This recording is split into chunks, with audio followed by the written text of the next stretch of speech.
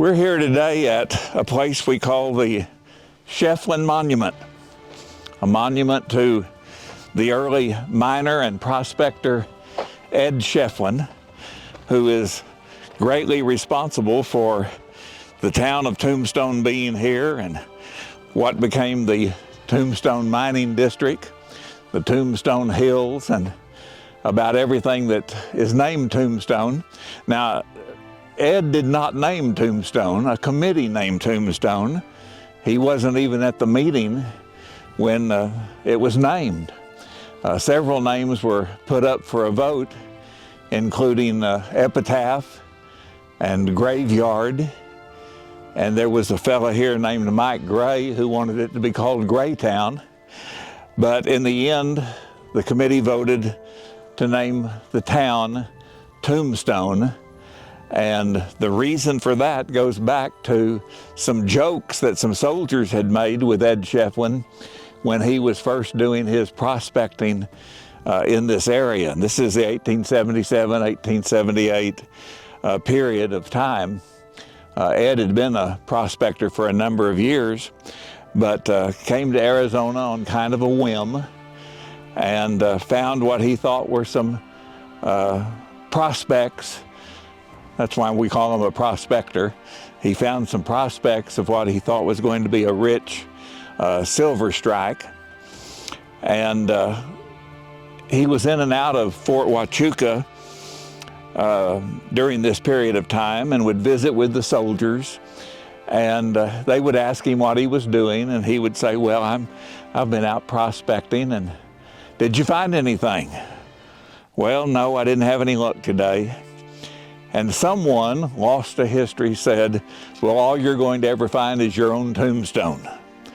And that stuck with him. And the first mine that he registered was named the Tombstone.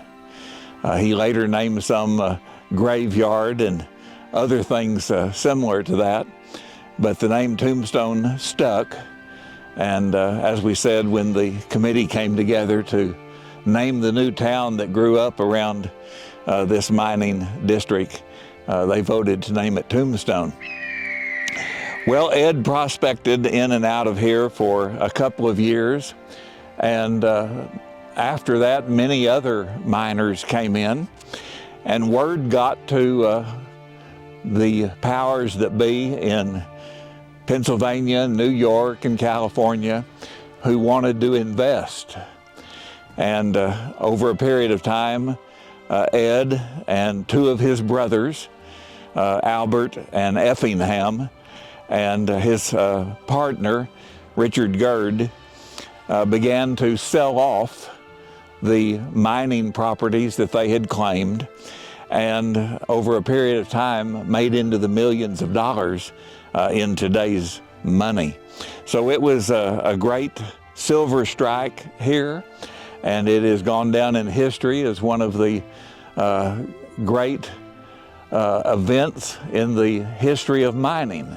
In fact, Ed has been inducted into the Mining Hall of Fame and the Silver Hall of Fame, and was known pretty much around all of America for his work as a prospector. In fact, I've read in some reports that he was the most famous miner and prospector in that era. Ed did not stay here, though. He had other fish to fry and was looking for another mother lode or two or three or four, and came upon the idea that he wanted to go to Alaska. He had a scientific idea that there was a vein that went from South America all the way up into Alaska, and it was his goal to prove that that was true. So he and his brother Effingham, that everyone called F, put together an expedition to Alaska of 3 other people from Tombstone.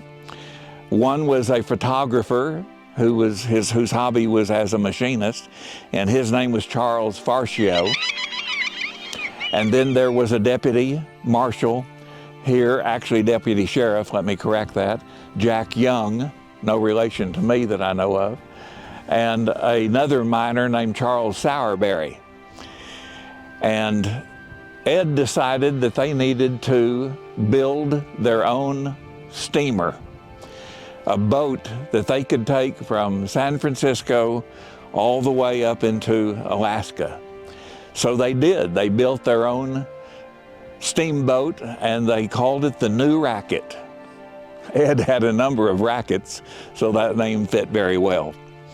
So they did make their trip in 1882 and 83 into Alaska, and had terrible success, no success actually I should say, and came home very discouraged. They did spend 2 winters there and part of a summer, did a lot of prospecting, and the only thing they found amounted to about $20 per person. So you can imagine, after spending thousands of dollars to make this trip to Alaska, how discouraging it was. Ed went back to California and married a lady who was a widow and had 1 daughter. Her name was Mary Brown. They had a lifelong marriage until Ed's death in 1897. Ed had 1 stepdaughter, but she chose to call him Uncle Ed for whatever reason. And Ed had a great sense of humor. In his will, he wrote, "I do not know of any children that I have, but when my will is read, if anyone comes forward and claims to be my child, please give them $50 each." So Ed's humor was a very good one. He got tired of life in California and went to Oregon, where his father had settled, and his mother, and he had 3 brothers there. And in 1895, his goal was to go to Oregon and find the mother lode. He was in and out of Oregon for the next 2 years, but in 1897 died of what we believe was a heart attack. And he had left a will.